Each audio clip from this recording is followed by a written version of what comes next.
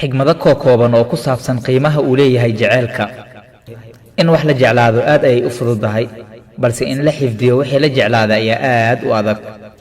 jaceylku waa waxa ugu quruxda badan ee la haysto, waa waxa ugu adag ee la kasbado, iyo waxa ugu xanuunka badan ee la wadaago.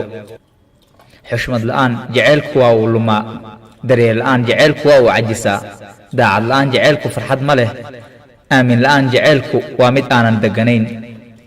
goortii aad tiraahdo waan ku jeclahay, waxaad ballanqaad u samaynaysaa qof kale qalbigiisa. waa inaad ku muujisaa ficil si aad u caddayso. jaceylku ma ahan qiiro keliya, jaceylku waa ficil. jaceylku ma ahan dareen keliya, jaceylku waa daryeel. qofka sida dhabta ahi kuu jecel wuxuu kaa hor istaagaa inaad dembi samayso. qofka aan sida rasmiga ahayn kuu jeclayn wuxuu kugu dhiirogeliyaa xumaan iyo inaad dembi samayso.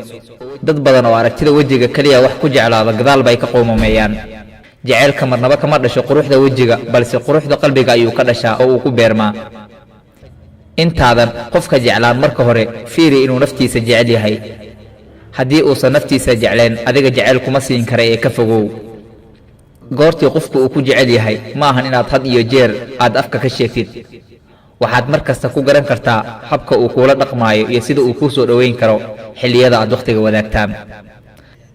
haddii qof aad isjecleedeen kaa tago, ha murugoon, hama tagin, ha isgubin, cuntada ha iska soomin, heeso badan ha isku maaweelinin. fiiri naftaada inaad nooshahay ood neefsanayso, kadibna hore u wado noloshaada.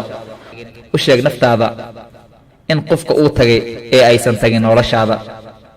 ha u beddelin midabkaaga iyo naftaada si dadku ay kuu jeclaadaan. ahow qofka aad tahay. dadka saxda ahi waa ay kugu jeclaan doonaan habka aad u dhaqanta iyo sida aad u nooshahay. dadka sida dhabta ahi isu jecel si sahlan kuma kala haraan. haddii ay jirto boqolaal sababood oo aad ku kala tagtaan, waxay helaan hal sabab oo ay ku wada joogaan. jaceylku waxa uu ka dhashaa indhaha, kadib qalbiga ayuu u guuraa. haddii marba uu qalbiga ka guuro, ma jirta meel kale uu ku nagaadi karo.